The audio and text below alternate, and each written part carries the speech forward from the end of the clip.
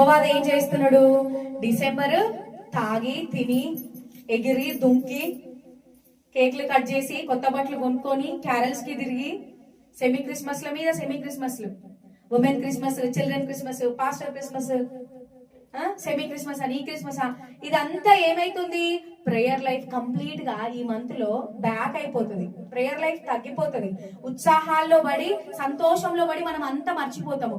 ఎవరైతే ఈ డిసెంబర్ లో ఉపవసించి కన్నీరు గార్చి ప్రార్థన చేస్తారో వాళ్ళ 2026 బ్లెస్డ్ గా ఉండబోతున్నది. హల్లెలూయా. ఎవరైతే తిని సుఖించి సుఖంగా ఉంటాము, ఎంజాయ్ చేస్తామని జాయ్ఫుల్ గా ఉంటాము ఈ మంత్ మాత్రమే అనుకుంటారో మీ 12 నెలలు అపవాది చేతులకు వెళ్ళిపోతాయి. అర్థమైందా? ఎట్లా మనం ప్రిపేర్ కావాలి? స్పిరిట్ రెల్మ్ లో ఆల్రెడీ 2026 ఓపెన్ అయిపోయింది. డిసెంబర్ 1 నుంచి చెప్తున్నా నేను. డిసెంబర్ 1 నుంచి డిసెంబర్ 31 దాకా వీలైనంత ఫాస్టింగ్ ప్రకటించుకోండి, వీలైనంతగా ప్రార్థనలు చేయండి, వాక్యం చదవండి, ప్రభు పాదాలు పట్టుకోండి. 2025 హార్డెస్ట్ ఇయర్ కదా, చెప్పండి. హార్డెస్ట్ ఇయర్ అవునా కాదా? ఎంత నలిగిపోయినాము, ఎంత దుఃఖము, ఎంత వేదన, ఎంత కన్నీరు, ఎంత లేమి. 2025కు మీరు ప్రిపేర్ అవ్వలేదు. I know that.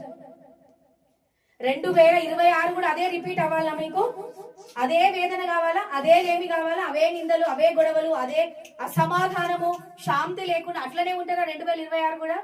2026 బ్లెస్డ్ గా ఉండాలి అంటే ఎట్లా ప్రిపేర్ కావాలి? ప్రేయర్ఫుల్ గా. ప్రభువా 2025లో మేము చూసిన ఐగుప్తీలను 2026లో మేము చూడొద్దయ్యా అని కన్నీరు గార్చాలి. హల్లెలూయా.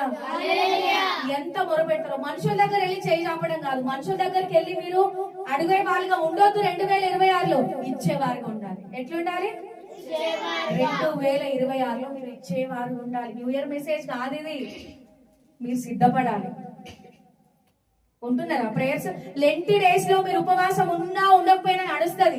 లెంటులో ఉపవాసం ఉన్నా ఉండకపోయినా ఏం కాదు, పెద్దగా ఏం లేదు. ఎందుకంటే క్రీస్తు శిలువ, క్రీస్తు పునరుత్థానము, క్రీస్తు యొక్క పుట్టుక ఒక క్రైస్తవుడిగా ఎవ్రీడే మనం జ్ఞాపకం చేసుకుంటాం. అంతే కదా?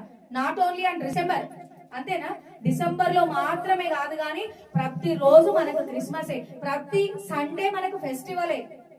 ప్రత్యేకంగా అపవాది మన సమయాన్ని దొంగిలించడానికి, మన ప్రేయర్ లైఫ్ ని డిస్టర్బ్ చేయడానికి, మన స్పిరిచువాలిటీని దొంగిలించడానికి వాడు ఏం చేస్తున్నాడు అని అంటే, తినండి, తాగండి, క్రిస్మస్ ట్రీలు పెట్టుకోండి, చుక్కలు పెట్టుకోండి, పైన నక్షత్రాలు పెట్టుకోండి, లోపల తాగండి, ఎంజాయ్ చేయండి, సుఖించండి, వచ్చే 12 నెలలు నా చేతిలో ఉంటాయి, అప్పుడు గేమ్ నేను స్టార్ట్ చేస్తా అంటాడు వాడు. అర్థమైందా? ఎట్లుంటారు మీరు? ప్రేయర్ చేసే వాళ్ళు ఉంటారా? బిగ్గరగా చెప్పండి. ప్రేయర్ చేసే వాళ్ళు ఉంటారా? నేనైతే మీరు నమ్మినా నమ్మకపోయినా సంవత్సరం అంతా చేసిన ప్రేయర్ ఎట్లా చేసినో నేను చెప్పలేను కానీ డిసెంబర్ లో మాత్రము, డిసెంబర్ స్టార్ట్ అయిన దగ్గర నుంచి నేను వేళ్ల మీద లెక్క పెట్టుకొని చెప్తా, అంత తక్కువ నిద్రపోయినా నేను. అంత అర్ధరాత్రులు ప్రార్థన చేస్తున్నా, అంత ఎక్కువ ప్రార్థన చేస్తున్నా. 2025 లాగా అటువంటి హార్ట్ బ్రేక్స్ మాకు జరగొద్దు, అటువంటి మోసాలు జరగొద్దు, అటువంటి నిందలు రావద్దు. 2025 అంతా హార్డెస్ట్ ఇయర్ ఇంకా మా లైఫ్ లో మేము చూడొద్దు. ఆ కరువు అలేమి మనకు మాత్రమే కాదు, 2025 అందరికి కరువు సంవత్సరమే, అందరికి లేమి సంవత్సరమే, అందరికి అవే హార్డెస్ట్, అవే హార్ట్ బ్రేక్స్. అట్లనే ఉన్నది. యావత్ క్రైస్తవ్యాన్ని ఉత్సాహము, ఉల్లాసము, ఎంజాయ్మెంట్ అనే దాంట్లో అపవాది ముంచి ఎత్తుతున్నాడు ప్రేయర్ లైఫ్ ని డిస్టర్బ్ చేయడానికి. ఇక్కడికి వెళ్ళాలి, అక్కడికి వెళ్ళాలి, అక్కడికి వెళ్ళాలి, ఇక్కడికి వెళ్ళాలి, నీ ప్రయాణాలే సరిపోతున్నది. మొత్తము నీ ప్రేయర్ లైఫ్ ఎక్కడున్నది? షాపింగ్ షాపింగ్ షాపింగ్, ఇది చేయాలి, అది చేయాలి, అది చేయాలి, ఇది చేయాలి. ఇంకేం చేస్తావు నువ్వు? ఏం చేస్తావు? ప్రభువుకి ప్రాధాన్యత ఇవ్వనిది నువ్వు ప్రార్థనలో సర్వాంగ కవచమును ధరించుకొని అపవాదిని ఎట్లా జయిస్తా అనుకుంటున్నావు? వాడు ఏమైనా ఆశామాషగా నేను వదిలేస్తాడు అనుకుంటున్నావా?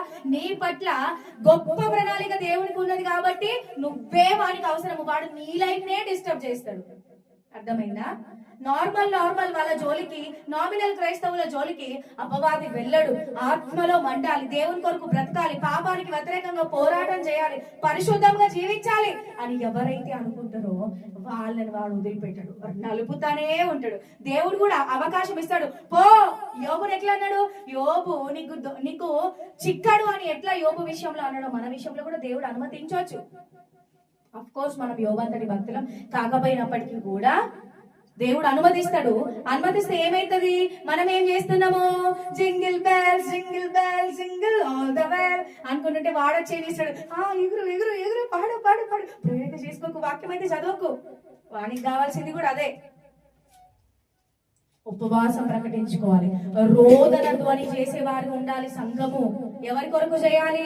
మీ కుటుంబాల కొరకు, మీ బిడ్డల కొరకు, సంఘం కొరకు, సేవకుల కొరకు, రాష్ట్రం కొరకు, ప్రజల కొరకు, రాష్ట్రంలో మతోన్మాదం కొరకు, ప్రభుత్వం కొరకు, అధికారుల కొరకు, ఇంకెంతమంది కొరకు చేయాలి? బీదల కొరకు, దీనుల కొరకు, దిక్కులేని వారి కొరకు, అనాథల కొరకు. ఎవరు చేస్తారు ప్రార్థన? మనదే కదా బాధ్యత, అంతేనా? మనమే కదా యోధులము. ప్రార్థన యోధులే కదా పరలోక రాజ్యంలో గొప్ప వాళ్ళు. ప్రార్థన యోధులుగా ఉంటారా? 2026 కి ప్రిపేర్ అవుతారా? ఎట్లా నోడింగ్స్ చేయటం కాదు. 2026 మేలుని బట్టి మీరు గుర్తు పెట్టుకోబోతున్నారు. హల్లెలూయా. అర్థమైందా ఎట్లా చెప్పినో ఇది? అంటే 2025 అంటే ఈ ఇయర్ లో వచ్చిన కరువు ఎప్పుడు రాలే అని 2025 ని ఎట్లా గుర్తు పెట్టుకుంటారో, 2026 లో జరిగిన మేలు ఇంకెప్పుడు జరగలేదని 2026 ని అట్లా గుర్తు పెట్టుకుంటారు. హల్లెలూయా.